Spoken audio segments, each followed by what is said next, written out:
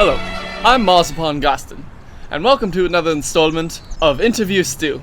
Today, we're here with a very special guest, Mr. Quinton Bassett. Quinton, how are you doing today?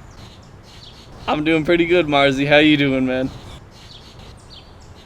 Oh, yes, Marzi. How quaint. Now, it says here that you are a computer graphics expert. Is this true? I mean, no. But I did write an essay about it in English class the other day. Oh, do tell. Oh, well, dude. Graphics are an interesting subject, because they're mainly for video games. Now, video games started becoming popular around the 1940s, and the 50s, and even today. The games started out not having any graphics at all. They were just text games, with text on the screen, and you would follow a little adventure. Those kinds of games were mostly like adventure games and RPGs, also known as role-playing games, and a few others. But the improvement of graphics was definitely because of the advancement in technologies that could render those graphics and project them onto a screen. That was probably the biggest milestone that programmers had to overcome before they could actually release their games.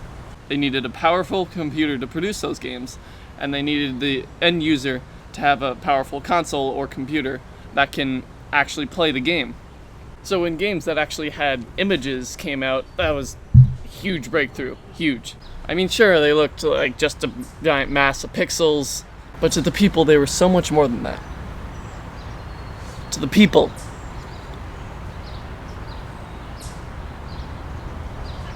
They were games.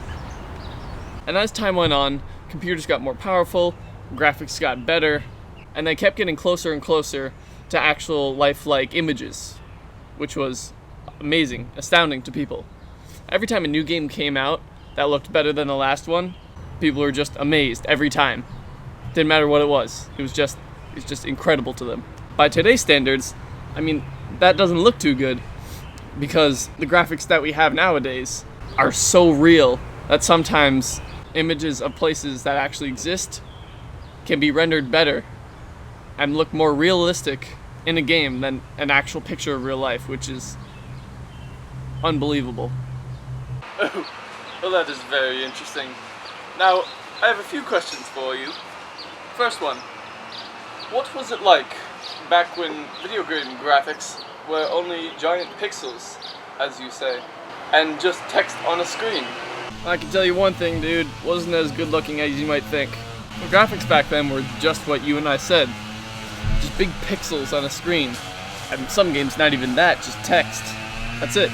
Even though that there were all these technological limitations and graphical limitations, people didn't really care. They had something to play other than like a board game or playing with their friends or doing whatever people in the 50s and 40s would do. Can you stop tending to your lawn? Yo, Melvin, let's go inside. This guy's way too loud. And we're back. So, Quinn, I have a question for you. What was it like during the transition of near prehistoric graphics to new age and modern graphics? What was that like? Well, I can tell you one thing, buddy. I wasn't there to experience it, so I don't know how reliable a source I'll be, but I did research it. The way that these games started out was that people were really lazy. They didn't want to write the code. They didn't want to make the images for the game. So a lot of the game developers borrowed code from other games to make the process go faster. You know, there are blocks of time where the graphics would stay the same for a while, and then one day a game would come out that would just change everything, and then everything would be different from then on. That kept happening, and graphics kept improving because the limitations of technology became smaller and smaller.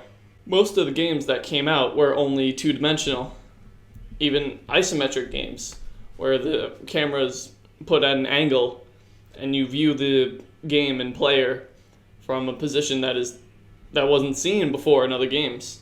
But then the 3D aspect came into play, the three-dimensional aspect, and that really was a curveball for everybody. No one was expecting that. The only thing that game developers could do with three-dimensional graphics at the time was third-person games, meaning that the camera is not looking through the person's eyes, which is first person.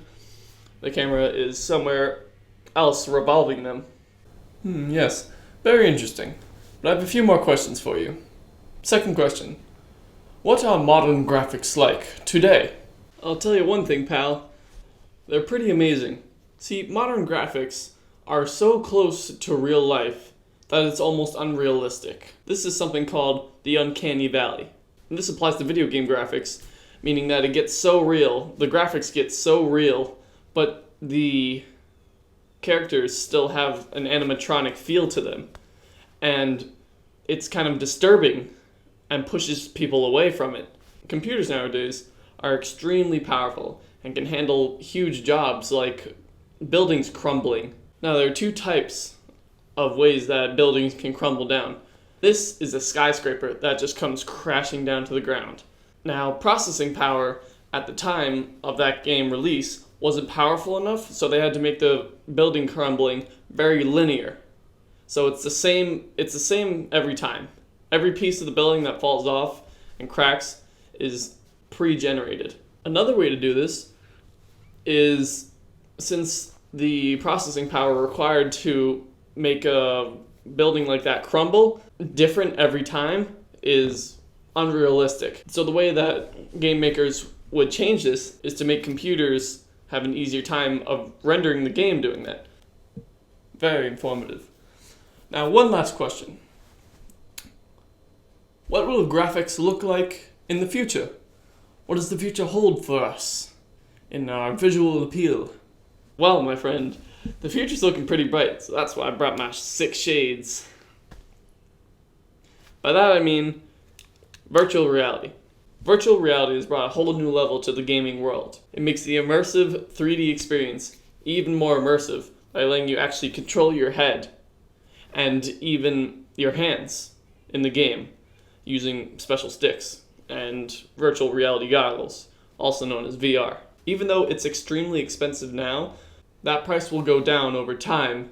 I picture a world similar to that of a book that I read called Ready Player One, where the world is kind of decaying due to lack of attention, and people spend most of their lives in their virtual reality cocoon and never really come out. So virtual reality could be good or bad. Some people may not be able to tell the difference between reality and virtual reality. One day it might get so hard to tell the difference that people will be in the real world thinking that they're in a game, and they may do something they would only do in games.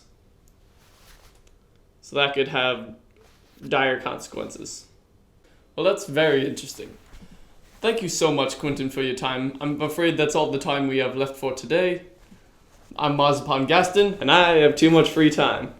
And this has been the latest installment of Interview Stew. Thank you for watching, and have a lovely day. Alright, I'm done here. See ya. Alright.